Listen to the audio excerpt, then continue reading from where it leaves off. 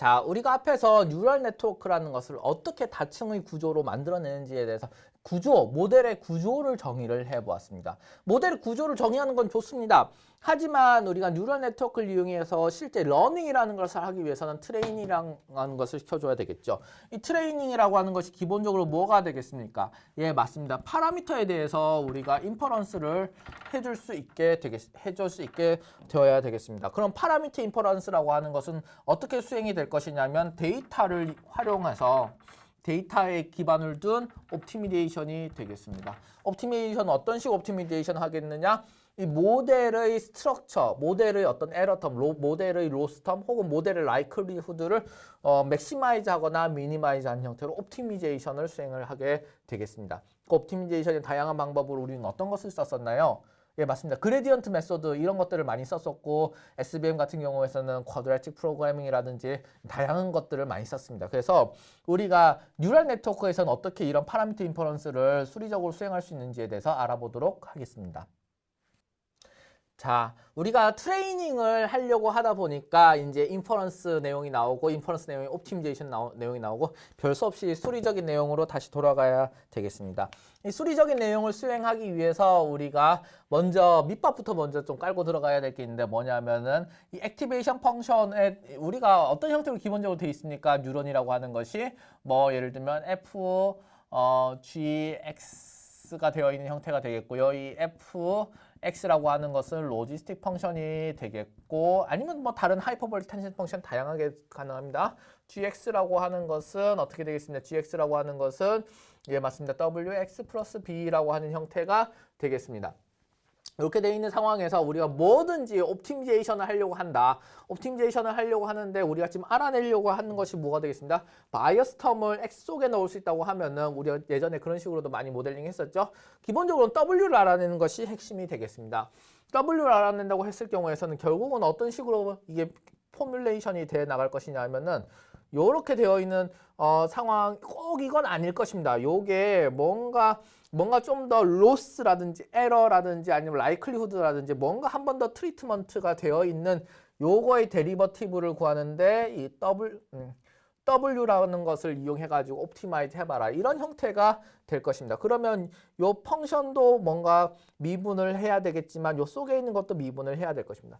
GX는 미분하기 쉽습니다. 이것은 단순 리니어 컨비네이션이기 때문에 그렇습니다.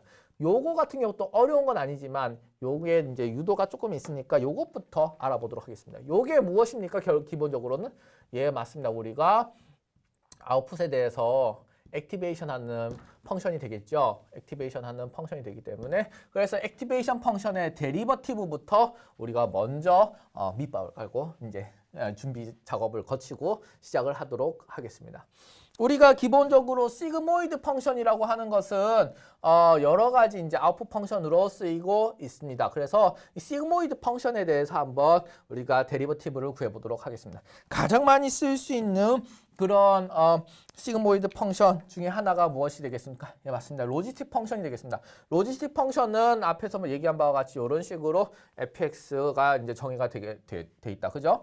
그래서 요것을 미분한다라고 해서 x 기준으로 한번 미분을 한번 해본다고 생각해 봅시다. 심플하게 뭐 퀘스천입니다. 이거 미분하면 어떻게 되냐 하면은 예 맞습니다. 요렇게 해가지고 fx 들어있는 상황에서 요 밑에가 지금 인버스로 이렇게 되어 있는 형태가 되겠죠. 요 수식을 미분하는데 이 마이너스 1이 밑으로 내려오니까 요렇게 되겠고 한 번 더 미분하면 마이너스 2가 되겠고 요 속에 있는 것은 그대로 이때 속에 있는 거 한 번 미분하면 2 마이너스 x가 튀어나오고 2 마이너스 x에서 여전히 x에 대해서 한 번 더 미분을 해야 되니 마이너스 1이 튀어나오는 그런 상황이 되겠습니다. 이렇게 되어 있는 상황 하에서 마이너스 1 사라지고 마이너스 1 사라지고 이 두 개 곱곱해져 있으니까 이런 형태가 되는 것이죠. 조금 안 보이네요.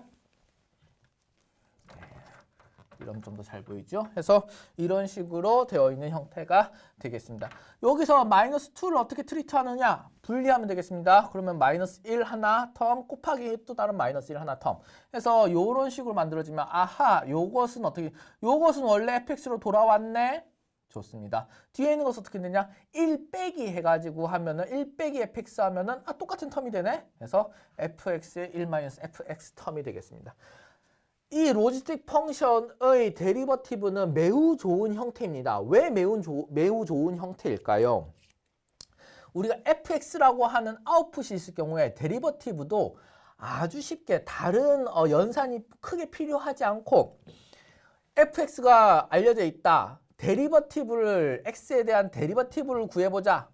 어떻게 구할 것이냐? fx 값을 뭐 다양하게 다르게 x를 이용해 가지고 다른 식으로 구성하는 게 아니라 fx 값 그대로 가지고서 fx 곱하기 1-fx만 수행을 하면은 데리버티브 값이 바로 나오게 된다는 것이 되겠습니다. 그래서 fx의 값을 그대로 데리버티브에서도 재활용이 되기 때문에 로지스틱 펑션은 아주 데리버티브를 구하는데 유용한 형태가 되어져 있겠다라고 하는 것이 되겠습니다. 그래서 이게 아주 매스매티컬리 노테이션을 심플리파이 시켜주는 그런 요소가 되겠고요.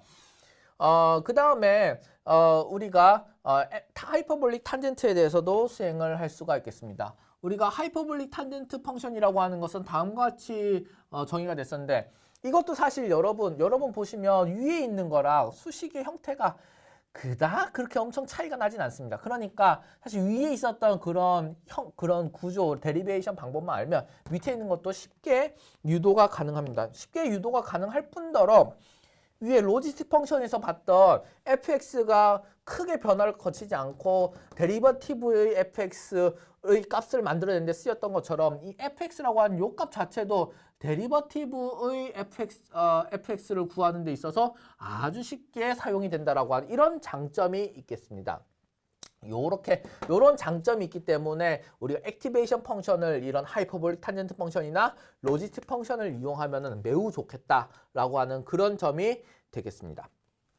자, 예를 들면 또 다른 것들이 있을 수 있습니다. 어떤 다른 것들이 있을 수 있느냐? 렐루 있을 수 있습니다. 렐루 같은 경우에서는 우리가 문제가 있습니다. 어떤 문제가 있느냐 하면 이렇게 되어 있는 상황 하에서 특정한 포인트를 지나면은 여기에서 이렇게 올라간다는 거 아니겠습니까? 그래서 요 포인트가 맞습니다. 이게 컨티뉴 이쪽에서 접근했을 때의 데리버티브와 그레디언트와 이쪽에서의 접근했을 때의 그레디언트와 마이너스 방향 이쪽에서 접근했을 때의 그레디언트 플러스로 했을 경우에서 요 값이 차이가 난다는 것입니다. 이 값이 딱 똑같으면은 아하 여기서의 그레디언트가 있다라고 하겠는데 근데 여기서는 플러스로 갔을 때의 그레디언트 마이너스로 갔을 때의 차이가 난다는 것입니다. 이 차이가 난다는 것이 때문에 특정한 하나의 그레디언트를 찍을 수가 없습니다.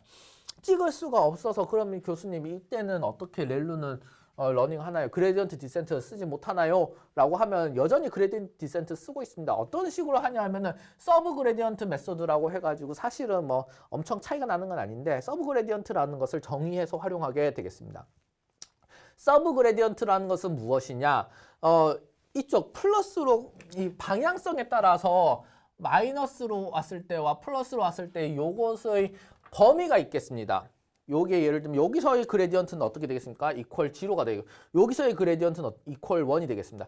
즉, 요 포인트에서의 그레디언트는 뭔가 잠재적으로 존재할 수도 있을 것 같긴 한데 그것은 바로 0과 1 사이에 존재한다라고 하는 범위가 나와버리는 것이 되겠습니다.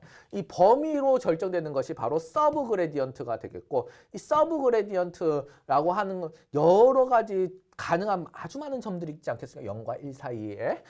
그런 중에서 우리가 원하는 것을 찍어가지고서 그냥 쓰도록 많은 경우 테크니컬리 그렇게 기술적으로 하고 있습니다.